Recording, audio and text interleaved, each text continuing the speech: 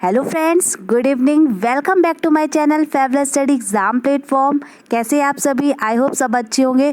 तो फ्रेंड्स, आज हम देखेंगे जो सीटेट का हम लोगों ने फर्स्ट पेपर था वो देख चुके हैं, इसके प्रीवियस ईयर। आज हम सीटेट के जो सेकंड पेपर जो जूनियर में आता है उसके सीडीपी के क्वेश्चन सॉल्व करेंगे। तो फ्रेंड्स, आज हम लोग डिटेल में देखेंगे कि क्या पेपर में क्वेश्चन आते हैं। तो ये काफ़ी हेल्पफुल होने वाला है जो भी बच्चे सीटेट की तैयारी करें। तो इसलिए वीडियो को ज़्यादा से ज़्यादा लोगों में शेयर कर दीजिए। अगर चैनल पर नए हो तो चैनल को सब्सक्राइब जरूर कर लीजिएगा। तो स्टार्ट करते हैं। और जो मैंने फर्स्ट पेपर का उसकी वीडियो की जो प्लेलिस्ट बनी हुई है आप देख सकेंगे। तो स्टार्ट करते हैं आज का सेशन। तो फ्रेंड्स, ये जो है दिसंबर 2019 का पेपर है। आइए देखते हैं पहले क्वेश्चन से क्या आए थे। क्वेश्चंस क्या दे रखा है देखिए, समझते हैं। नूर विद्यालय में अपना लंच बॉक्स लाना भूल गई। तो नूर कोई लड़की है, वो अपना क्या हुआ है, विद्यालय में अपना लंच बॉक्स लाना भूल गई है। या कहते हुए तान्या ने उसका लंच साझा करने के लिए कहा। तो तान्या जो एक दूसरी लड़की है उसने क्या कहा कि अपना लंच साझा करने के लिए कहा। तो क्या कहा उसने, तुम्हें आज अपना लंच मेरे साथ साझा करना चाहिए क्योंकि कल मैंने तुम्हारे साथ लंच साझा किया था। मतलब उसका कहने का मतलब है कि कल मैंने तुम्हें दिया था तो आज तुम मुझे मेरे साथ लंच को शेयर करो। तो ये सबसे इम्पॉर्टेंट क्या बन रहा है कि लॉरेंस कोहलबर्ग के नैतिक विकास के सिद्धांत के अनुसार जो नूर का कथन है अभिविन्यास प्रारूप को अवस्था पे दर्शाता है। तो हमें बताना है जो कि कोहलबर्ग के जो सिद्धांत है नैतिक विकास के सिद्धांत, उसमें ये किसका कौन सी अवस्थाओं को दर्शाता है। तो पहला ऑप्शन दे रखा है कानून एवं व्यवस्था पश्च परंपरागत, या आज्ञा पालन पूर्व परंपरागत, या अक्षा होना परंपरागत, या आदान प्रदान परंपरागत। तो फ्रेंड्स आंसर कीजिए। तो ये कौन सा लॉ हो जाएगा? तो फ्रेंड्स का राइट आंसर हो जाएगा आदान प्रदान और परंपरागत। मतलब कि एक्सचेंज की वो कह रही है कि कल मैंने आपके साथ शेयर किया था तो आज आप उसके साथ शेयर करिए। मतलब टेट की बात बता रही है। तो कौन सी हो जाएगी? ये तीसरा स्टेज हो जाएगा जो कोहलबर्ग का है। नेक्स्ट क्वेश्चन की तरफ बढ़ते हैं।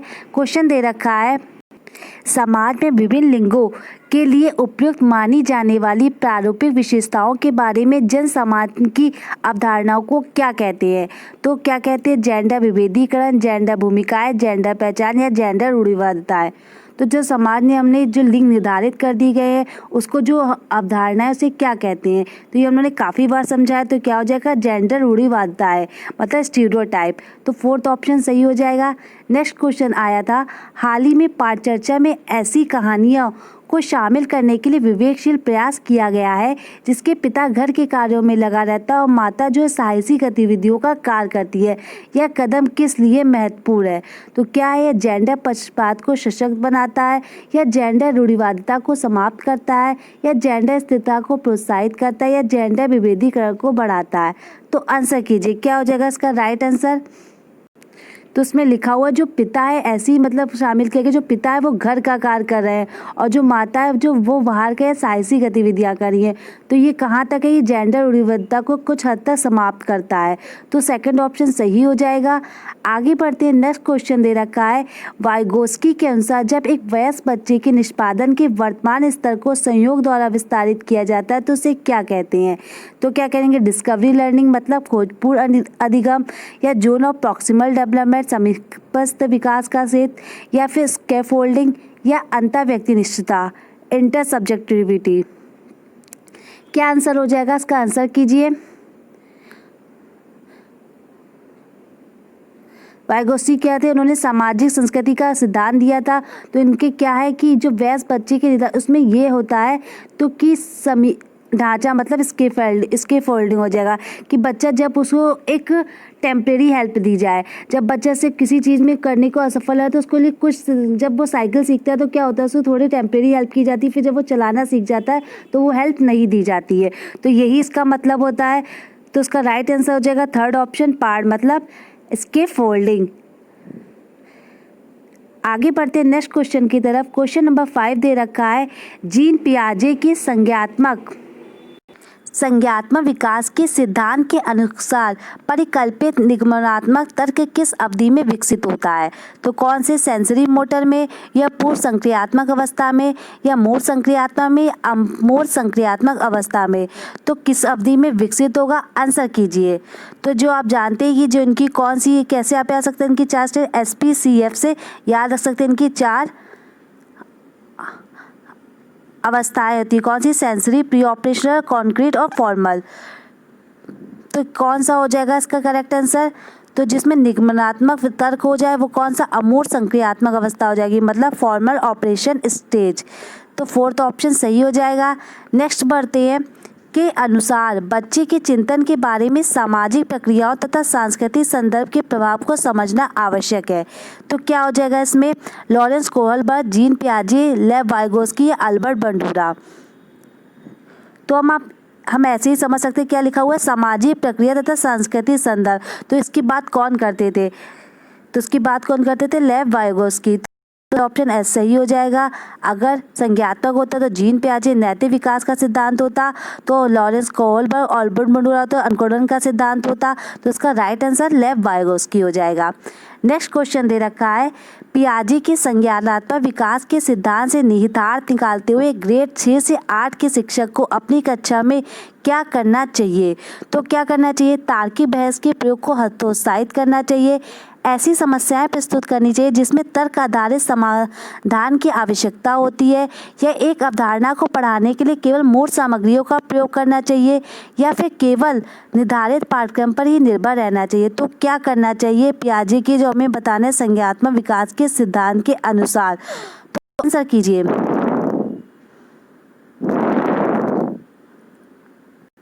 तो उसका करेक्ट आंसर हो जाएगा ऐसी समस्याएं प्रस्तुत करनी चाहिए जिसमें तर्क आधारित समाधान की आवश्यकता होती है। बहस करके हतोत्साहित करना गलत हो जाएगा। एक अवधारणा को पढ़ाने के लिए केवल मूल सामग्रियों का उपयोग करना चाहिए, केवल मूर्त सामग्रियाँ, ये भी गलत हो जाएगा। और केवल निर्धारित पाठ्यक्रम पर भी निर्भर रहना चाहिए, तो ये भी गलत हो जाएगा। आगे लिखा हुआ है हॉवर्ड गार्डनर के बहुविधि सिद्धांत। तो आपको पता ही है जो हॉवर्ड गार्डनर उन्होंने कौन सा मल्टीपल इंटेलिजेंस का सिद्धांत दिया था। तार्किक गणितीय बुद्धि वाले व्यक्ति की क्या विशेषताएं होनी चाहिए? तो हमें बताना है लॉजिको मैथमेटिकल इंटेलिजेंट कि क्या कैरेक्टरिस्टिक होंगे? ध्वनि, ताल तथा शब्दों के अर्थ के प्रति संवेदनशीलता, या फिर दृश्य स्थानिक परिवेश को सटीक रूप से ग्रहण करने की योग्यता, या फिर संगीत में अभिव्यक्तियों की आवाज़ की स्तर, ताल एवं सौंदर्य परक गुणों को उत्पन्न करने एवं प्रशंसा करने की योग्यता, या लास्ट दे रखा है पैटर्न को खोजने की एवं तर्क की लंबी श्रृंखला करने की क्षमता और संवेदनशीलता। क्या आंसर हो जाएगा?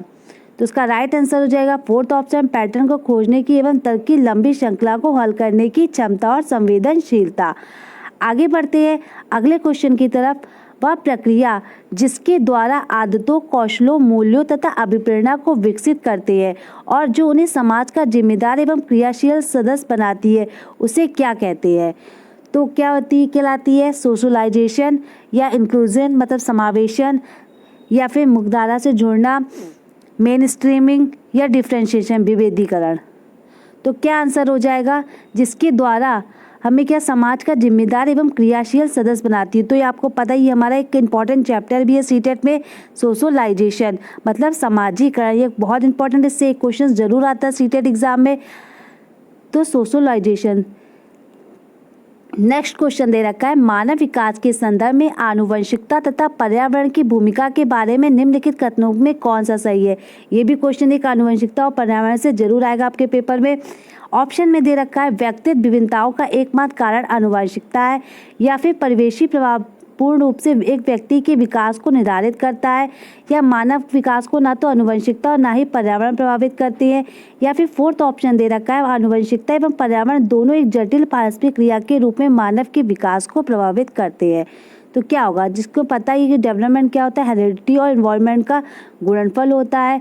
तो क्या हो जाएगा? जब हमारा डेवलपमेंट क्या करना, आनुवंशिकता और जो पर्यावरण होते हैं दोनों का ही इक्वल प्रभाव पड़ता है। कहीं कहीं आनुवंशिकता प्रभावित ज़्यादा करती है, तो कहीं कहीं इन्वायरमेंट।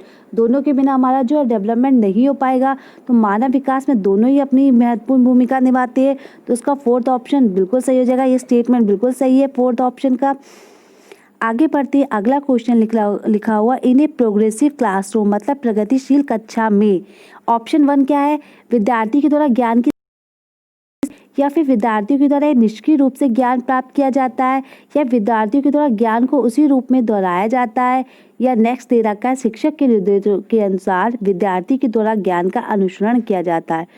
तो प्रोग्रेसिव जो कक्षा है इसकी कौन बात करते हैं आप जानते हैं, ये जॉन डीवी हो गए और या मॉन्टेसरी हो गई, सब प्रोग्रेसिव एजुकेशन के तरफ से थे। तो इन्होंने क्या कहा था, इनका कहना था कि जो विद्यार्थी के द्वारा ज्ञान की सृजना की जाती है, विद्यार्थी खुद नन्हा वैज्ञानिक होता है, वो अपने ज्ञान का जो निर्माण होता है वो स्वयं करता है। तो ये भी इसका फर्स्ट ऑप्शन सही हो जाएगा।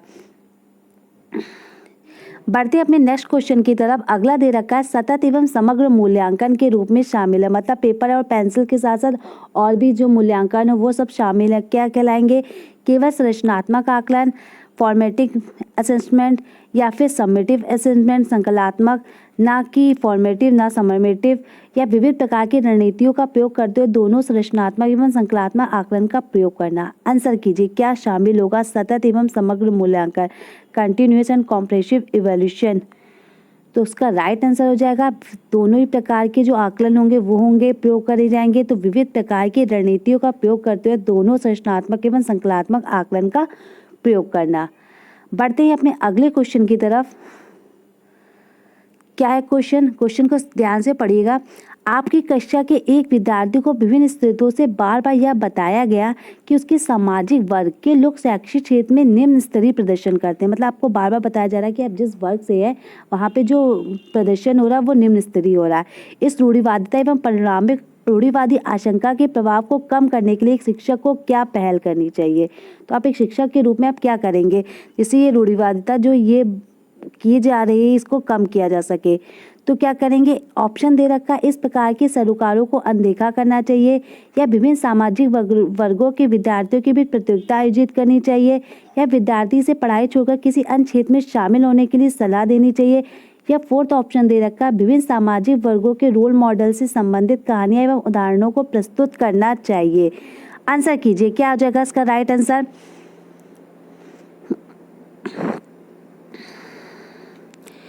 करेक्ट आंसर हो जाएगा कि फोर्थ ऑप्शन बिल्कुल सही हो जाएगा, विभिन्न सामाजिक वर्गों के रोल मॉडल से संबंधित कहानी व उदाहरणों को प्रस्तुत करना चाहिए। तो ये सही हो जाएगा। आगे बढ़ते अगला क्वेश्चन 14 दे रखा है, एक समावेशी कक्षा में शिक्षक को क्या करना चाहिए। यह विश्वास करना चाहिए कि प्रत्येक बच्चे में अपनी योग्यता एवं शक्ति की अनुसरण सीखने की क्षमता है, या फिर अशक्त अधिगमकर्ताओं के प्रति दया एवं सहानुभूति का भाव प्रदर्शित करना चाहिए, या थर्ड दे रखा है, बच्चों को अपाहिज बच्चा, मंद बुद्धि बच्चा आदि के रूप में वर्गीकृत करना चाहिए, या केवल प्रतिभाशाली एवं योग्य बच्चों पर ही ध्यान देना चाहिए। तो क्या आंसर हो जाएगा, समावेशी कक्षा मतलब ऐसी शिक्षा जिसमें समान रूप से एक समान सब बच्चों के साथ एक समान शिक्षा दी जा सके। तो इसका राइट आंसर करिए क्या हो जाएगा इसका राइट आंसर। तो उसमें आंसर हो जाएगा यह विश्वास करना चाहिए कि प्रत्येक बच्चे में अपनी योग्यता एवं शक्ति के अनुसार ही सीखते हैं। तो फर्स्ट ऑप्शन सही हो जाएगा। तो फ्रेंड्स ये सब क्वेश्चंस अच्छे से कर लीजिएगा, क्योंकि आप जानते हैं कि जो सीटेट होता है वो प्रीवियस ईयर के क्वेश्चंस बार बार रिपीट करता है। अगर आपने प्रीवियस पेपर 7-8 साल के कर लिए तो आपके सीडीपी में 25+ तो क्वेश्चंस नंबर आना 25+ तो आने ही आने हैं। तो फ्रेंड्स जितने से ज़्यादा हो सके प्रीवियस ईयर के क्वेश्चंस करिए, और जो भी आपका डाउट हो वो मुझसे ज़रूर पूछिए। आगे बढ़ते हैं, नेक्स्ट ले रखा है 15 क्वेश्चन दे रखा है, एक विद्यार्थी कक्षा में निम्नलिखित जो लक्षण प्रदर्शित करता है। तो क्या करता है, पढ़ने के प्रति चिंता, शब्दों या अक्षरों के पहचानने में कठिनाई, निम्न स्तरीय शब्दावली कौशल, या पहले पढ़े हुए पाठ को समझने याद करने में कठिनाई। तो ये किसके सूचक है आपको बताना है, इस शौलीन विद्यार्थी के, इस सृजनात्मक विद्यार्थी के, अधिगम अशक्ता वाले विद्यार्थी के, मानसिक क्षति वाले विद्यार्थी के। तो आंसर कीजिए क्या हो जाएगा इसका राइट आंसर। ना कि शौलीन विद्यार्थी के, क्रिएटिव तो बिल्कुल भी नहीं, अधिगम अशक्ता वाले विद्यार्थी के मतलब जो लर्निंग डिसेबिलिटी है जिसके में। तो थर्ड ऑप्शन सही है, क्योंकि वो पढ़ने के प्रति चिंता भी है, शब्दों अक्षरों को पहचान नहीं पा रहा है। तो क्या हो रही है, लर्निंग डिसेबिलिटी हो रही है। आगे बढ़ते अगला क्वेश्चन दे रखा है 16 हमारी स्क्रीन पे है, एक शिक्षक एक समावेशी कक्षा में विशेष योग्यता वर्ग अधिगमकर्ताओं की आवश्यकताओं को किस प्रकार से बता सकता है या संबोधित कर सकता है। देखते हैं क्या दे रखा ऑप्शन में, आकलन के लिए पेपर पेंसिल टेस्ट का प्रयोग करना तथा अभ्यास एवं रटने पर बल देना बिल्कुल गलत, ना पेपर पेंसिल पे अभ्यास, ये तो बिल्कुल इंक्लूसिव एजुकेशन के खिलाफ है। विद्यार्थियों को निर्देश देने के लिए एक रूप तरीकों का प्रयोग करना, या अत्यधिक लिखित गहकार देना तथा उत्तरों को प्रतिभाशाली विद्यार्थियों से नकल करने पर दबाव डालना, ये भी गलत हो जाएगा। या प्रत्येक विद्यार्थियों के अधिगम के सशक्त पक्षों एवं कमजोरियों के विश्लेषण के आधार पर विशिष्ट अधिगम उद्देश्यों को विकसित करना, तो ये सही हो जाएगा। बच्चे की जो भी यहाँ कमियां हैं उसको ध्यान रख के उस पर विशिष्ट अधिगम उद्देश्यों को विकसित करना, तो फोर्थ ऑप्शन सही हो जाएगा। आगे बढ़ते हैं अगले क्वेश्चन की तरफ। क्या दे रखा है 17, एक शिक्षिका अपनी कक्षा में सृजनात्मक विद्यार्थियों को किस प्रकार से प्रोत्साहित करती है? तो a teacher can encourage creative learners in her classroom by, तो किससे? अपसारी चिंतन को बल देकर, अभिसारी चिंतन को हतोत्साहित करके, या अनेक परिप्रेक्ष्यों को प्रोत्साहित करके तथा मूल विचारों को महत्व देकर, या विद्यार्थियों को जोखिम लेने एवं चुनौतियों का सामना करते हुए हतोत्साहित करके। तो आंसर कीजिए, क्या हो जाएगा इसका करेक्ट आंसर? तो उसका करेक्ट आंसर हो जाएगा अनेक परिप्रेक्ष्यों को प्रोत्साहित करके तथा मूल विचारों को महत्व देकर। थर्ड ऑप्शन सही हो जाएगा। नेक्स्ट देखते हैं 18 दे रखा है, निम्नलिखित में से कौन सा कारक कक्षा में सार्थक अधिगम पक्ष लेता है? तो कौन सा meaningful learning in the classroom को सपोर्ट करता है? देखते हैं। बच्चों को पढ़ने के लिए अभिप्रेरित करने हेतु परीक्षणों की संख्या को बढ़ाना, गलत। बच्चों को पढ़ने के लिए अभिप्रेरित करने के लिए पुरस्कारों को बढ़ावा देना, बिल्कुल गलत। निर्देश के लिए केवल व्याख्यान विधि का उपयोग करना, तो केवल व्याख्यान विधि से तो कुछ काम नहीं होगा। या फिर विषय वस्तुतः बच्चों के संपूर्ण कुशल क्षेम एवं अधिगम के प्रति सच्चा सरोकार रखना, तो उसका राइट आंसर हो जाएगा फोर्थ ऑप्शन, बिल्कुल सही हो जाएगा। ये सार्थक अधिगम पक्ष को बल देता है। नेक्स्ट है 19 क्वेश्चन है हमारी स्क्रीन पे, निम्नलिखित में कौन सा प्रभावशाली समस्या समाधान रणनीति का एक उदाहरण है? क्या है? समाधान के मूल्यांकन में बिल्कुल ध्यान नहीं देना, या क्रियात्मक अनियमितता, एक वस्तु के केवल परंपरागत कार्य पर ध्यान देना, या प्रतिक्रिया निर्धारण, समस्या प्रस्तुतिकरण के एक ही आयाम में सीमित रखना, या साधन साध्य विश्लेषण, समस्या को अनेक उपलक्ष्यों में विभाजित करना। तो क्या दे रखा है क्वेश्चन? प्रभावशाली समस्या समाधान रणनीति का उदाहरण है। तो क्या प्रभावशाली हो जाएगा जिससे इफेक्टिव प्रॉब्लम सॉल्विंग स्ट्रेटजी क्या होगी? तो साधन साध विश्लेषण जो होगी, समस्या को क्या करेंगे, अनेक छोटी छोटी चीज़ों में विभाजित करेंगे, तो हम क्या होंगे, समस्या को समझ भी पाएंगे और जहाँ समस्या हो रही है उसको हम सही से सॉल्व भी कर सकेंगे। तो फोर्थ ऑप्शन बिल्कुल सही हो जाएगा, साधन साध्य विश्लेषण। 20वां क्वेश्चन है हमारी स्क्रीन पे। क्या लिखा हुआ है? निम्नलिखित में कौन से शिक्षण अधिगम के लिए एक प्रभावशाली शिक्षण प्रणाली नहीं है? जहाँ नोट लिखा हुआ पहले वहाँ पे आप राउंड कर लीजिएगा, जिसमें आपको ध्यान रखिए क्या क्वेश्चन नोट में पूछा गया है। बच्चों को अंतर्दृष्टि के द्वारा अनुमान लगाने के लिए प्रोत्साहित करना, प्रयोग एवं पर्यवेक्षण, संवाद एवं परिचर्चा, दिए गए ज्ञान को दोहराने पे ध्यान केंद्रित कला। तो क्या हो जाएगा? जो प्रभावशाली शिक्षण नहीं है वो हमें बताना है, तो उसमें गलत ऑप्शन बताना है। तो प्रोत्साहित करना ये भी सही हो जाएगा, प्रयोग एवं पर्यवेक्षण ये भी सही है, संवाद एवं परिचर्चा भी, दिए गए ज्ञान को ध्यान पर केंद्रित करना, तो ये तो उसका राइट हो जाएगा, दिए गए ज्ञान को दोहराने पे ध्यान केंद्रित करना। तो मतलब बार बार जो किसी चीज मतलब किसी चीज को बार बार दोहराना, जो कि गलत हो जाएगा। आगे बढ़ते हैं, अगला क्वेश्चन 21वां दे रखा है, शिक्षक कक्षा में पढ़ने में ध्यान न देने वाले बच्चों को से किस प्रकार बर्ताव कर सकते हैं? तो आप जान सकते हैं बच्चों को कक्षा में बाहर जाने के लिए कहकर, या पूरी कक्षा के सामने उन्हें बार बार डांट कर, या उनसे बात करने तथा उनकी अरुचि का कारण जानने की कोशिश करके, या उन्हें गृह कार्य के रूप में अत्यधिक वर्कशीट देकर। आंसर कीजिए। तो उसका राइट आंसर हो जाएगा, क्या हो जाएगा? उनसे बात करके तथा उनकी अरुचि का कारण जानने की, मतलब बच्चा क्यों नहीं इंटरेस्ट ले रहा है, क्यों नहीं ध्यान दे रहा है, तो ये ऑप्शन बिल्कुल सही हो जाएगा।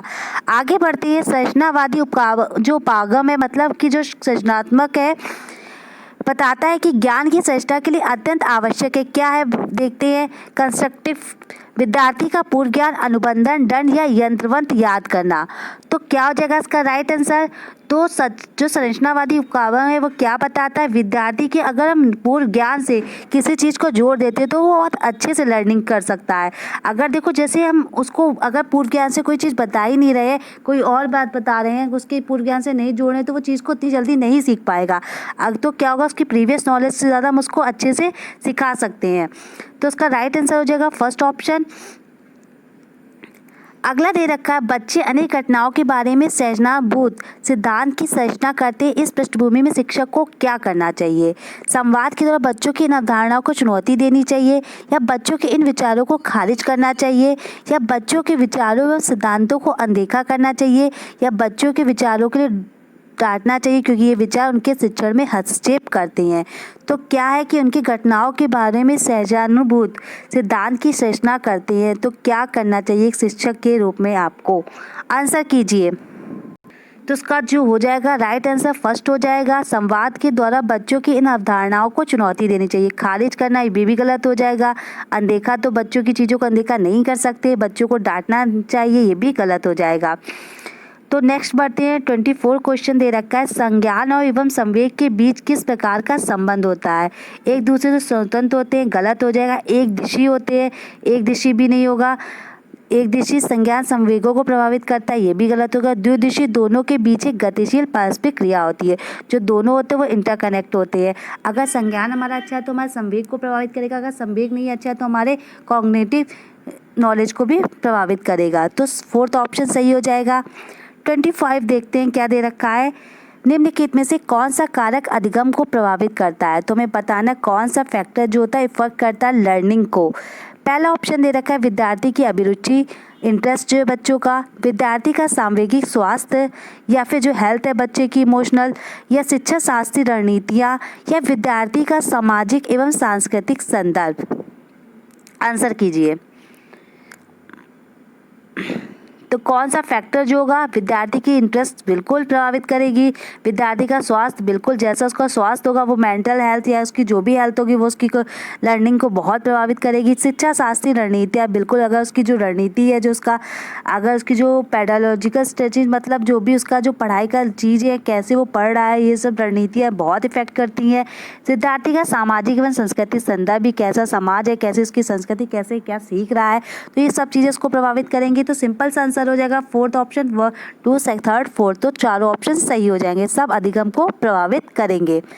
नेक्स्ट बढ़ते हैं 26 क्वेश्चन की तरफ। 26 क्या दे रखा है? निम्नलिखित में से क्या ज्ञान के सार्थक संरचना की प्रक्रिया का एक महत्वपूर्ण पहलू है? क्या है? सामाजिक पारस्परिक क्रियाएं, लगातार अभ्यास तथा बार बार स्मरण करना, पुरस्कार एवं दंड, उद्दीपन, प्रतिक्रिया, संबंध। तो क्या हो जाएगा? जो सार्थक संरचना की प्रक्रिया का एक महत्वपूर्ण पहलू है। आंसर कीजिए। तो उसका राइट आंसर हो जाएगा, आप जानते हैं सोशल इंस्ट्रक्शन बच्चा जब होगा, जब एक साथ सीख के या अपने पीयर के साथ सीखता है तो वो बहुत लर्निंग को और अच्छे से सीख सकता है। तो ये इसका राइट आंसर। अभ्यास तथा बार बार करना, ये भी गलत हो जाएगा। पुरस्कार एवं दंड, ये भी गलत हो जाएगा। उद्दीपन, प्रतिक्रिया, संबंध, तो ये क्या हो जाएगा? सामाजिक पारस्परिक क्रियाएं। नेक्स्ट क्वेश्चन दे रखा है 27 हमारी स्क्रीन पे है। जब विद्यार्थी पुरस्कार पाने की इच्छा से बार बार किसी गतिविधि को करने का निर्णय लेता है, जैसा कि एक प्रयोग का नियोजन एवं संचालन करना, जो कि प्रत्यक्ष रूप से उस गतिविधि से संबंधित नहीं है, जैसा कि एक स्टार या बैच प्राप्त करना, ऐसी स्थिति में क्या संभावना उत्पन्न होती है? अधिगम के प्रति भौतिकवादी अभिवृत्ति का जो आ रहा है वही करता जा रहा है, उसी को फॉलो करना, या समझने के लिए अधिगम से आनंद प्राप्त करना, ये भी लगा। पुरस्कार के बिना भी उस गतिविधि में लगे रहना, गलत हो जाएगा। या अन्य लोगों को खुश करने के लिए कार्य करने के बजाय स्वयं की निपुणता के लिए उद्देश्य निर्धारित करना, तो क्या हो जाएगा इसका आंसर? आंसर कीजिए। तो फोर्थ ऑप्शन का करेक्ट हो जाएगा। नेक्स्ट बढ़ते हैं अगले क्वेश्चन की तरफ। 28 दे रखा है, बाल्यावस्था की अवधारणा से क्या अभिप्राय है? या विभिन्न सांस्कृतिक संदर्भों में सार्वभौम रूप से समान है, या समकालीन सामाजिक संरचनावादी मनोवैज्ञानिकों के अनुसार यह एक सामाजिक संरचना है, या कि बच्चे तुष्ट रूप से पैदा होते हैं, उन्हें सभ्य बनाना होता है, या कि बच्चे शून्य से शुरुआत करते हैं, उनके गुण पूरी तरह से परिवेश के द्वारा निर्धारित किए जाते हैं। तो आंसर कीजिए क्या हो जाएगा? तो इसका राइट आंसर हो जाएगा समकालीन सामाजिक संरचनावादी मनोवैज्ञानिक के अनुसार सामाजिक संरचना है। नेक्स्ट बढ़ते हैं अगले क्वेश्चन की तरफ। निम्नलिखित में से कौन सी मध्य बाल्यावस्था मतलब मिडिल चाइल्डहुड की विशेषता है, हमें बताना है। शारीरिक वृद्धि एवं विकास बहुत तेजी गति से होता है, या अमूर्त रूप से सोचने तथा वैज्ञानिक तर्क का प्रयोग करने की योग्यता विकसित करना, या बच्चे तार्किक एवं मूर्त रूप से सोचना प्रारंभ कर देते हैं, या फोर्थ ऑप्शन दे रखा अधिगम मुख्य रूप से संवेदी एवं चालक गतिविधियों द्वारा घटित होता है। तो मध्य बाल्यावस्था में क्या होता है? तो उसका राइट आंसर हो जाएगा जो होगा बच्चे जो होंगे तार्किक एवं मूर्त रूप से सोचना प्रारंभ कर देते हैं। ठीक है, तो उसका थर्ड ऑप्शन बिल्कुल सही हो जाएगा।